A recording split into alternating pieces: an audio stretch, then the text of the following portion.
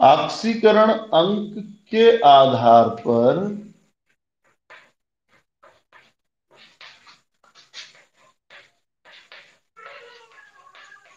Redox अभिक्रिया।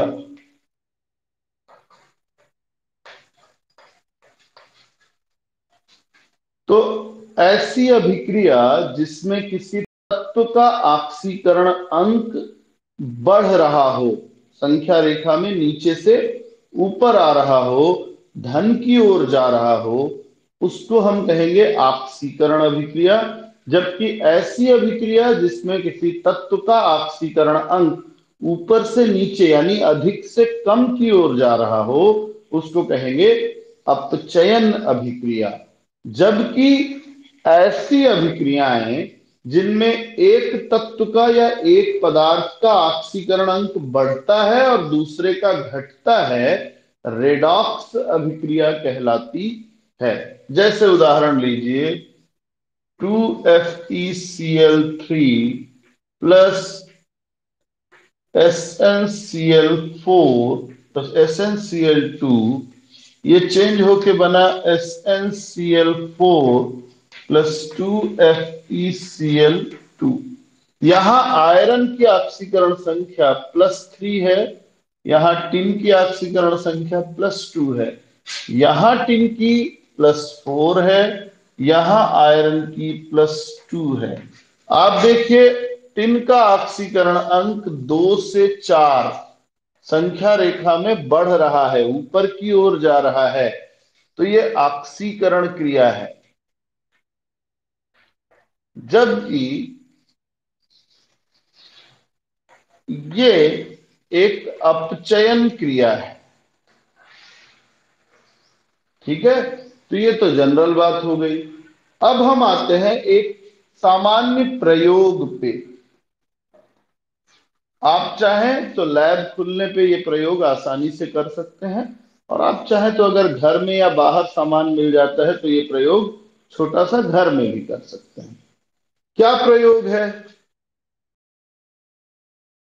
एक नीला थोथा, ये आपको कृषक सामग्रियां जहां मिलती हैं, जहां किसान खेती किसानी वाला चीज मिलता है आपको,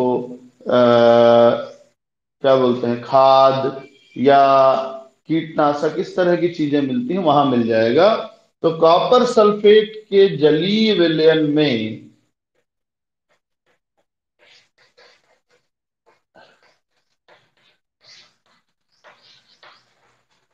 जिंक धातु, जिंक यानी जस्ता, यह आसानी से उपलब्ध हो जाता है। जिंक की छड़ डालने पर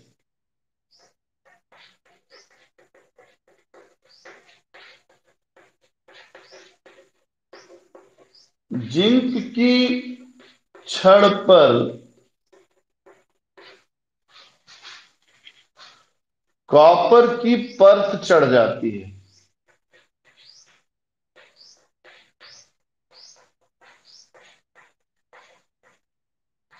क्यों? यानी इसका कहना है कि अगर एक बीकर में हमने पानी में कॉपर सल्फेट घोल दिया है, जो कि नीले रंग का विलयन होता है, और जस्ते की छड़ इसके ऊपर डाल, इसमें डुबा दी, जिंक रॉड, तो कुछ समय बाद कॉपर की एक पतली परत इसके ऊपर चढ़ जाती है। ऐसा क्यों हो जाता है भाई? तो ऐसा इसलिए होता है कि यहां एक रेडॉक्स अभिक्रिया हो रही है। पहले तो ये समझें कि जब भी हम किसी ठोस धातु को आयनों के विलयन में, किसी भी लवण के विलयन में डालते हैं, तो धातु जो ठोस है वो आयन बना के विलयन में घुलना चाहता है, और जो विलयन में आयन है वो इलेक्ट्रॉन लेके ठोस में बदलना चाहता है। मतलब दोनों विपरीत हैं। जो इस तरफ है, ठोस है, वो सोचता है इधर चला जाऊं, विलयन में घुल जाऊं, और जो विलयन में है वो सोचता है कि कैसे करके मैं ठोस में बदल जाऊं। ठीक है ना? तो दोनों तरह की क्रिया होने लगती है। तो यहां होता यह है कि जिंक धातु जो ठोस अवस्था में है, ये 2 इलेक्ट्रॉन त्यागता है, और जल में घुल जाता है। ये दोनों इलेक्ट्रॉन रॉड के ऊपर रहते हैं। तो जो कॉपर का विलयन है, Cr+2 विलयन में घुला हुआ है। ये सोचता है कि भाई मेरे को इलेक्ट्रॉन मिल जाए, तो जैसे ही वो रॉड को देखता है वहां दो खाली इलेक्ट्रॉन ये वाले रखे हैं, इसको ये ले लेता है और लेके ठोस कॉपर में बदल जाता है। अब कॉपर जैसे ही ठोस होता है वो रॉड के ऊपर चिपक जाता है। तो धीरे धीरे विलयन में क्या होता है, ये रेडॉक्स अभिक्रिया संपन्न होती है। जिंक धातु ऑक्सीकृत होकर, ये कौन सी क्रिया है, ऑक्सीडेशन, ऑक्सीकृत होकर विलयन में घुल रहा है। जबकि विलयन में घुला हुआ Cr2+ अपचयित होकर, रिडक्शन, अपचयित होकर कॉपर ठोस में बदलता है और धीरे धीरे जिंक के ऊपर एक परत बना लेता है। ये क्रिया होने में ज्यादा टाइम नहीं लगता है, 1 से 1.5 मिनट 2 मिनट में ये क्रिया हो जाती है। तो आसानी से देख सकते हैं। अब यहां पर एक प्रश्न आता है, मैं धीरे धीरे आगे बढ़ रहा हूं, इसको नोट कर सकते हैं, स्क्रीनशॉट ले लें।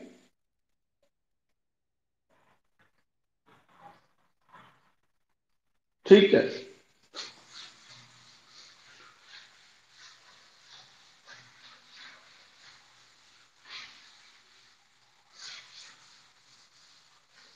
अब हमने इसी प्रयोग को अलग अलग किया। हमने एक बीकर में ले लिया जिंक सल्फेट का विलयन, जहां आपको पता है कि जिंक+2 अवस्था में है, सल्फेट भी घुला हुआ है इसमें, और इसमें जिंक की रॉड डाली, जिंक के विलयन में जिंक की रॉड।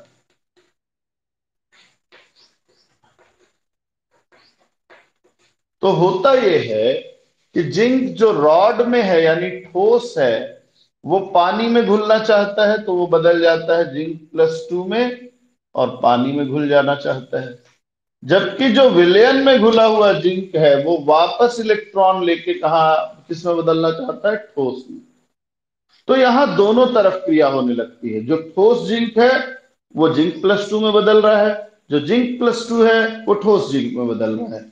इस तरह से एक साम्यावस्था आ जाती है।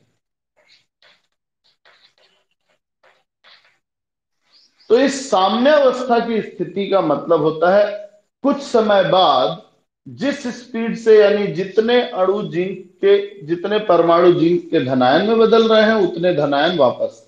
लेकिन इसके पहले क्या हुआ, हो सकता है कि ज्यादा जिंक धातु जिंक में विलयन में घुल गया, या हो सकता है ज्यादा जिंक+2 जमा हो गया।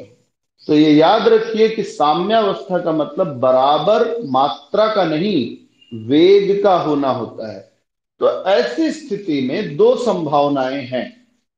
पहली संभावना कि साम्यावस्था स्थापित होने के पहले फॉरवर्ड अभिक्रिया ज्यादा हो गई है। तो ऐसे में क्या होगा कि फॉरवर्ड अभिक्रिया का उत्पाद बनेगा। तो विलयन में धनायन जाएगा, यानी विलयन धनावेशित हो जाएगा, और इलेक्ट्रॉन रॉड पे रहता है, इसलिए वह रॉड ऋणावेशित हो जाएगा। पहली संभावना ये है। दूसरी संभावना ये है कि अगर फॉरवर्ड रिएक्शन ज्यादा नहीं हुआ है, रिवर्स रिएक्शन ज्यादा हुआ है, तब विलयन ऋणावेशित हो जाएगा,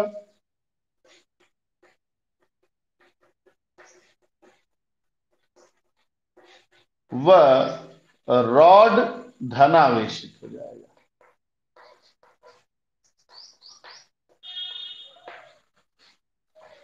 तो अगर पहली स्थिति है यानी फॉरवर्ड रिएक्शन हुआ है,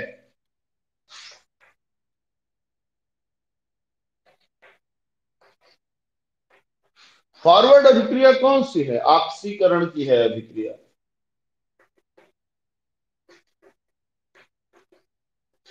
और अगर दूसरा केस है, इसका मतलब कौन सा रिएक्शन हुआ है, बैकवर्ड लिखता हूं मैं इसको, और ये अभिक्रिया है अपचयन।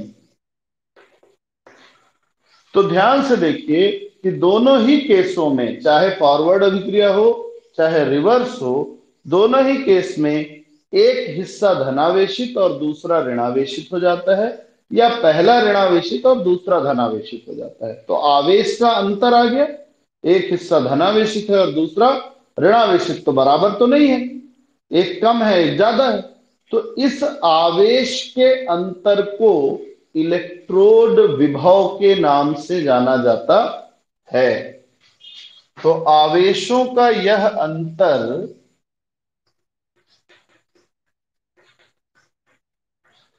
किसके किसके बीच है अंतर भाई? रॉड और विलयन के बीच जो ये अंतर है, इसे हम इलेक्ट्रोड विभव कहते हैं।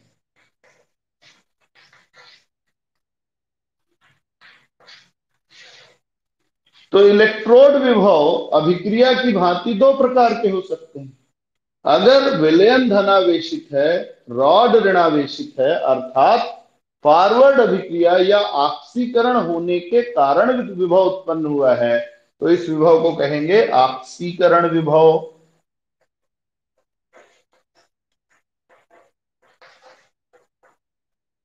और अगर विलयन ऋणावेशित है, रॉड धनावेशित है, मतलब बैकवर्ड अभिक्रिया हुई है, मतलब अपचयन हुआ है, तो इस विभव का नाम हो जाएगा अपचयन विभव।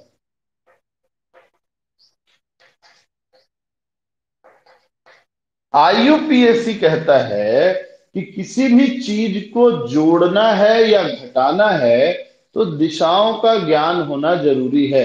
जैसे नंबर रेखा में हम सब जानते हैं कि 5 सेंटीमीटर, इधर नापो तो भी वो 5 सेंटीमीटर है, इधर नापो तो भी 5 सेंटीमीटर है, लेकिन हम गणना की सुविधा के लिए इस तरफ के मान को धन लेते हैं और इस तरफ के मान को ऋण लेते हैं। ऐसे ही आईयूपीएसी ने कहा कि भाई अपचयन विभव, इसको आप मानक विभव मानेंगे, अपचयन विभव को मानक विभव माना जाएगा। तो अगर किसी अभिक्रिया में अपचयन के कारण विभव उत्पन्न होता है तो हम उसको मानक अपचयन इलेक्ट्रोड विभव या सिर्फ मानक इलेक्ट्रोड विभव भी कह सकते हैं। ठीक है, इतना नोट कीजिए, स्क्रीनशॉट ले लें। अच्छा चलिए ठीक है, अब हम आते हैं, मैंने कहा था हम दो भी कर लेंगे, तो एक तो मैंने ले लिया भाई ये वाला जिंक वाला, ठीक है। दूसरा, अब मैं थोड़ा इसको मिटा देता हूं, ठीक है। हमने दो भी कर लिए,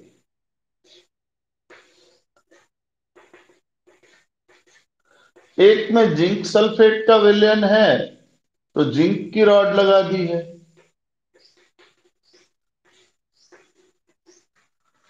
एक में बगल में कॉपर सल्फेट का विलयन लिया है तो कॉपर की रॉड लगा दी है। स्वाभाविक तौर पे जिंक वाले में एक साम्य अवस्था स्थापित होगी और कॉपर वाले में एक दूसरी साम्य अवस्था स्थापित होगी, अलग अलग इलेक्ट्रोड है। तो इसका मतलब यह हुआ कि अलग अलग विभव भी उत्पन्न होगा। भाई आवेश का जो अंतर जिंक की रॉड और जिंक के विलयन में होगा, कॉपर में नहीं होगा ना, क्योंकि वो अलग धातु है। तो इसलिए कॉपर में भी कुछ और मान होगा, दोनों के मान अलग अलग होंगे। इसका मतलब हम सरल शब्दों में कह सकते हैं कि किसी एक मात्रा दूसरे की तुलना में ज्यादा होगी, किसी एक में कम होगी, किसी दूसरे में ज्यादा होगी। तो जब हम इनको एक गैल्वेनोमीटर से जोड़ते हैं तो हम पाते हैं कि इलेक्ट्रॉन जिंक रॉड से कॉपर रॉड की ओर गति करने लगते हैं और विद्युत धारा जस्ट उल्टी दिशा में प्रवाहित होती है, ये पढ़ा हुआ है। तो अब ये एक विद्युत रासायनिक सेल बन गया। ये क्या बन गया? एक विद्युत रासायनिक सेल।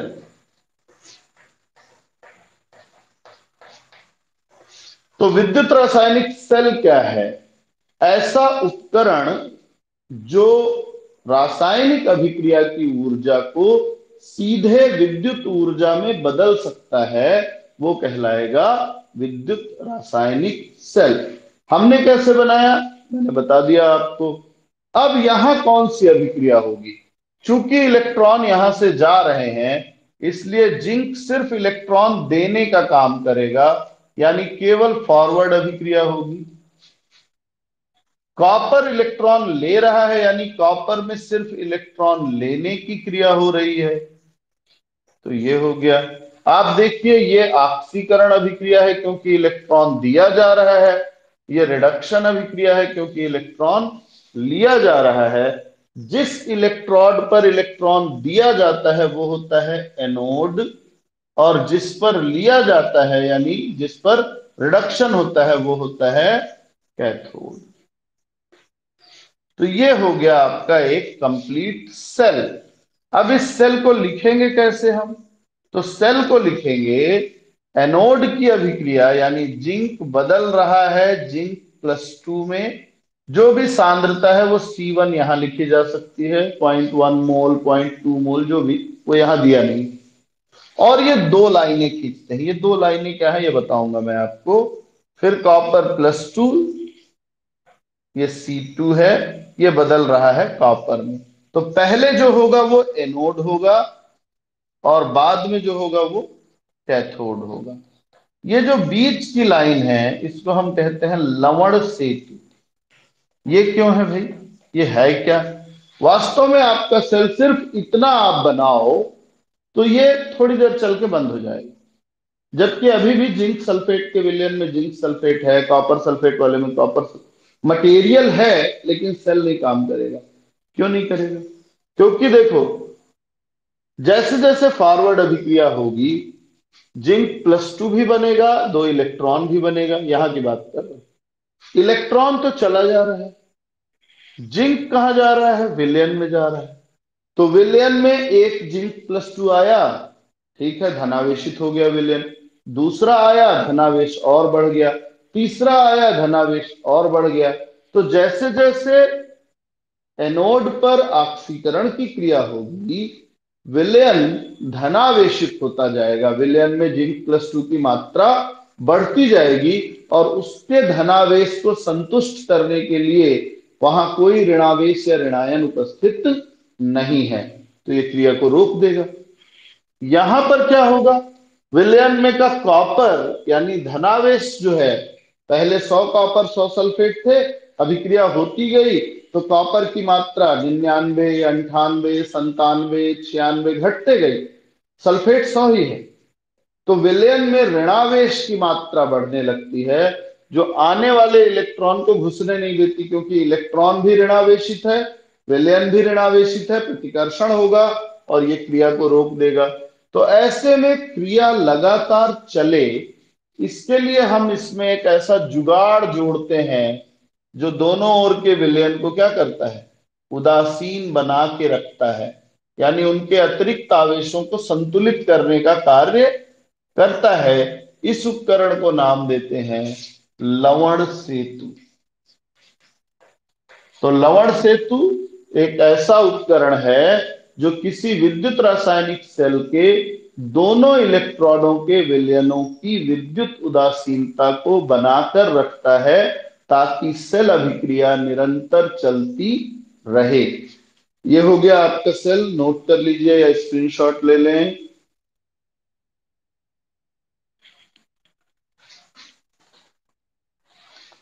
ठीक है, अब आते हैं इसको, इलेक्ट्रोड के विभव को नापना आपके में दिया नहीं है पर जरूरी है थोड़ा सा जानना। जिंक और कॉपर का ये जो सेल है, ये लगभग 1.1 वोल्ट देता है। अब 1.1 वोल्ट का कुछ हिस्सा जिंक के कारण होगा और कुछ हिस्सा कॉपर के कारण होगा।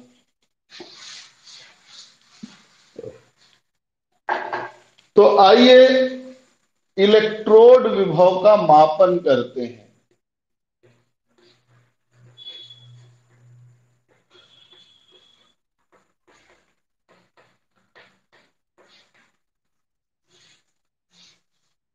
अच्छा ये बताओ, मैं आपको एक टोकरे में सेब भर के देता हूं एग्जाम्पल के लिए, और मैं ये कहता हूं इसकी मात्रा बताइए।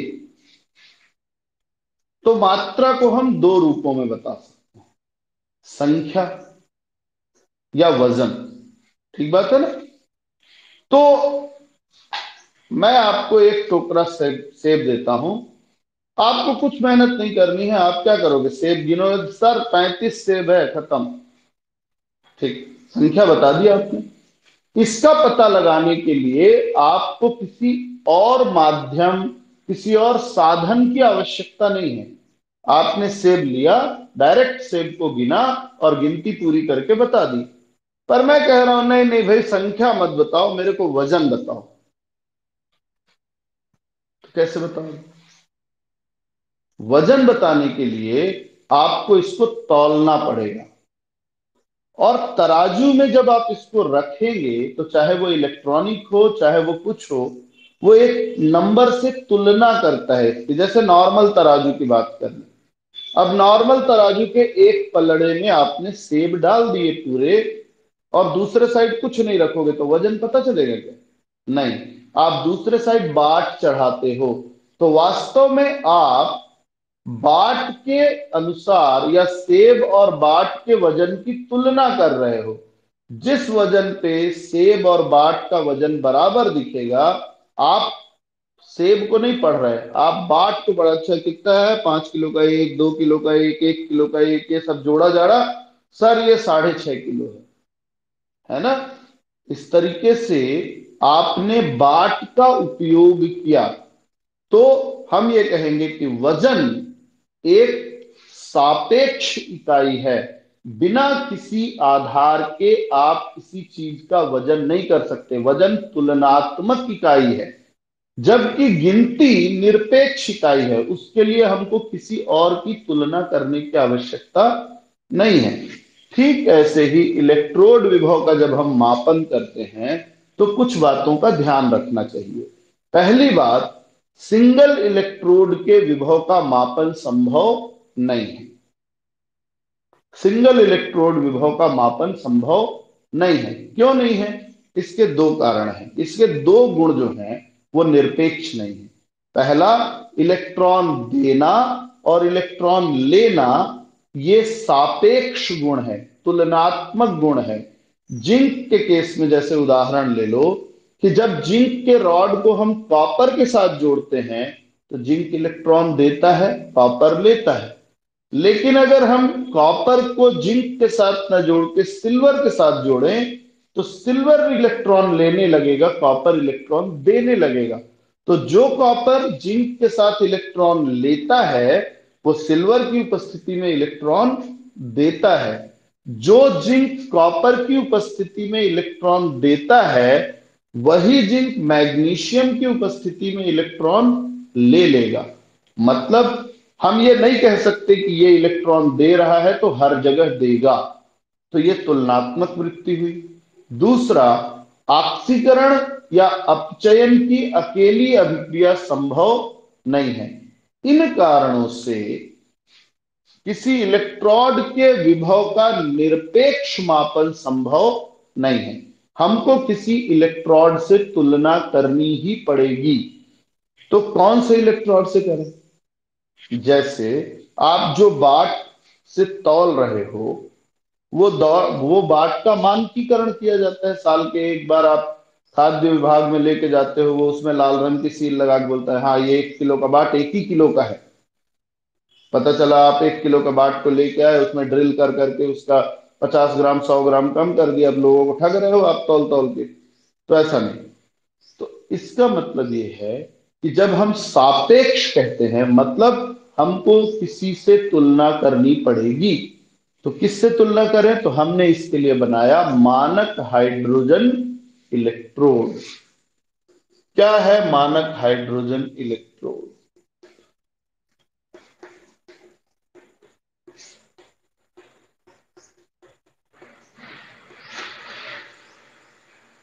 यह है संदर्भ इलेक्ट्रोड।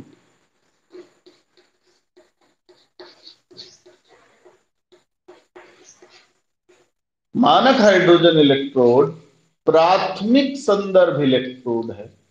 मतलब इसके मान का निर्धारण नहीं किया गया है, इसके मान को हमने अपने आप मान लिया है, स्वेच्छा पूर्वक मान लिया है, अपनी इच्छा से कुछ भी मान रख लिया। जैसे आप क्रिकेट खेलते हैं, तो क्रिकेट जब आप अपने ग्राउंड में खेलते हैं नॉर्मली, तो आप क्या करते हैं, आप एक लाइन खींचते हैं, ये चौके की बाउंड्री है, अपनी मर्जी से खींचा ना उसको।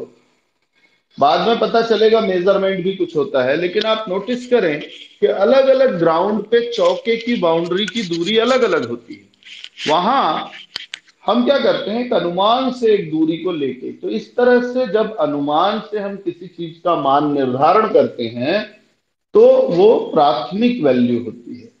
ठीक है, प्राथमिक संदर्भ इलेक्ट्रोड। इसमें क्या होता है, एक बीकर होता है जिसमें H प्लस, 1 मोल H प्लस या HCl का विलयन होता है।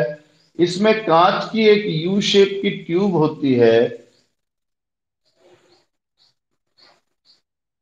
जिसके अंदर भी एक ट्यूब फिट होती है, जिसमें पारा लगा होता है। ये पारा जोड़ने का काम करता है प्लेटिनम की एक तार को प्लेटिनम के प्लेट से।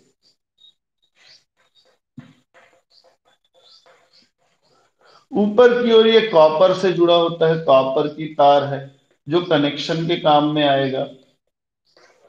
इस छेद से हम एक वायुमंडलीय दाब पर H2 गैस प्रवाहित करते हैं। तो हाइड्रोजन जो है वो नीचे आएगा और इस प्लेटिनम की प्लेट पे चिपक जाता है। प्लेटिनम की प्लेट अपनी सतह पर हाइड्रोजन को अधिशोषित कर लेती है, पकड़ लेती है। तो प्लेटिनम की प्लेट पे हाइड्रोजन चिपक गया, तो अब यहां एक साम्यावस्था आती है। H2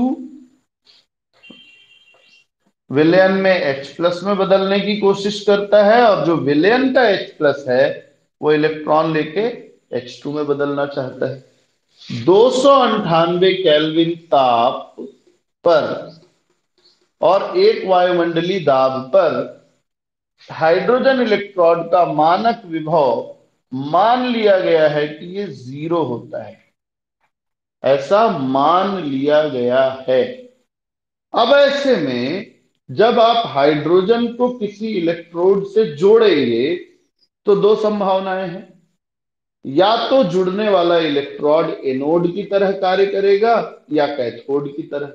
अगर जुड़ने वाला इलेक्ट्रोड एनोड की तरह कार्य कर रहा है, तो हाइड्रोजन अपने आप कैथोड जैसा करने लगेगा, और अगर जुड़ने वाला कैथोड जैसा कर रहा है, तो हाइड्रोजन अपने आप एनोड जैसा करने लगेगा। यानी ये दोनों तरह से व्यवहार कर सकता है। एनोड की तरह, एनोड की तरह करेगा तो सिर्फ फॉरवर्ड अभिक्रिया होगी,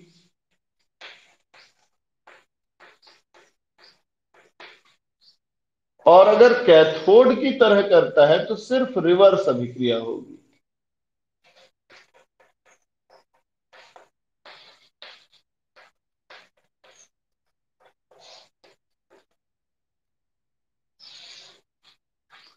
तो ये हो गया मानक हाइड्रोजन इलेक्ट्रोड। अब इस मानक हाइड्रोजन इलेक्ट्रोड की सहायता से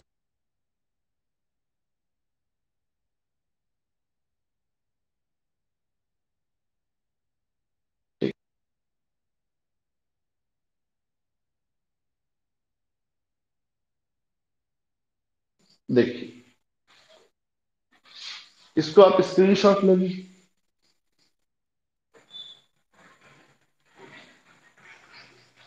ठीक, तो अब हम नापेंगे, कैसे नापेंगे वो भी देखते हैं। अब हम क्या करेंगे, हमारा जिस इलेक्ट्रोड को नापना है वो इलेक्ट्रोड मानक अवस्था में लेंगे। मानक अवस्था का मतलब 298 केल्विन ताप, 1 मोल सांद्रता होगी, और रॉड को डुबा देंगे। ये रॉड डुबाया, और इस रॉड को इस तार से एक गैल्वेनोमीटर जोड़ते हुए इससे जोड़ दिया। लवण सेतु लगा लेंगे, वो सरल बात है, उससे प्रॉब्लम नहीं। तो गैल्वेनोमीटर का कांटा मूल रूप से 0 पे रहता है। अब जैसे ही आप जोड़ोगे, या तो इधर आ जाएगा कांटा, या तो इधर आ जाएगा कांटा। ठीक बात है। तो ये जो पॉइंट है ये इलेक्ट्रॉन के प्रवाह की दिशा को बताता है, दिशा के विपरीत। तो ओवरऑल हम कहेंगे कि ये तीर का नोक एनोड को बताता है। किसको बताता है? एनोड। अगर इधर दिख रहा है आपको, मतलब ये एनोड है और ये क्या है? कैथोड है। और ये अगर इधर दिख रहा है तो इसका मतलब इधर वाला ये एनोड है, ये कैथोड है। तो कांटा देख के हम पता लगा सकते हैं एनोड कौन सा है और कैथोड कौन सा है। क्लियर? अब इस बेस पे आप गैल्वेनोमीटर से रीडिंग ले लेंगे। मान लीजिए कि हमारा ये इलेक्ट्रोड जिंक का है।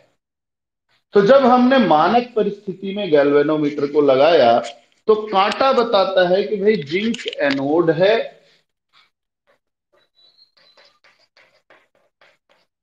इसलिए अपने आप स्टैंडर्ड हाइड्रोजन इलेक्ट्रोड कैथोड हो जाएगा।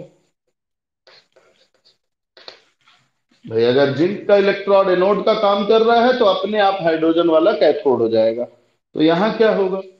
यहां होगा ये कि जिंक इलेक्ट्रॉन देगा एनोड पे। आप जिंक वाला रिएक्शन आराम से लिख सकते हैं आंख बंद करके।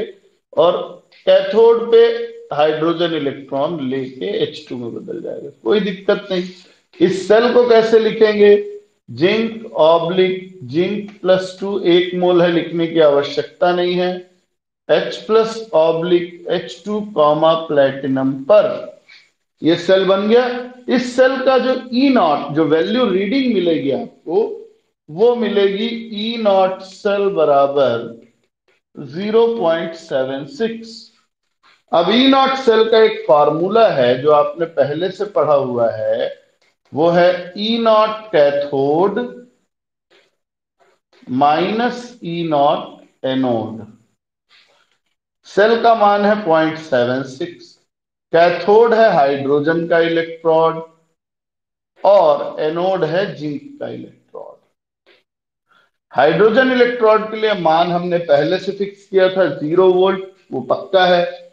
माइनस E0 जिंक बराबर 0.76, ये माइनस इधर ले आएंगे तो E0 जिंक बराबर हो जाएगा माइनस 0.76। मैंने आपको पहले ही बताया था कि माइनस का अर्थ वैल्यू का ऋणात्मक होना नहीं है। ये बताता है कि ये इलेक्ट्रोड हाइड्रोजन के साथ एनोड जैसा व्यवहार कर रहा है, यानी यहां जो विभव उत्पन्न होता है वो ऑक्सीकरण विभव है। तो ऑक्सीकरण विभव ऋण में होता है और अपचयन विभव धन में। अब अगर इसी की जगह आप कॉपर ले लें, मान लीजिए जिंक की जगह आपने क्या ले लिया? कॉपर ले लिया, तो कॉपर कैथोड का काम करेगा, हाइड्रोजन एनोड का काम करेगा। मैं सेल रिएक्शन नहीं लिख रहा हूं, सीधा सेल लिख रहा हूं। H2 प्लेटिनम पर H2 कन्वर्ट होगा H प्लस में, double line. Copper plus two convert होगा कॉपर में। इसके लिए जो गैल्वेनोमीटर की रीडिंग मिली 0.34 मिली। फार्मूले में मान रखिए E0 सेल बराबर E0 कैथोड कौन है? कॉपर है, सॉरी हाँ कॉपर है। और एनोड कौन है? हाइड्रोजन है। इस बार बदल गया है मामला, तो हाइड्रोजन के लिए मान तो 0 होता है। तो यहां सिर्फ क्या बचा? E0 copper minus 0। तो इसका मतलब E0 कॉपर बराबर 0.34। तो इससे ये पता चलता है कि कॉपर में जो विभव उत्पन्न हुआ है वो अपचयन के कारण हुआ है। तो इस पूरे कैलकुलेशन से क्या समझना है?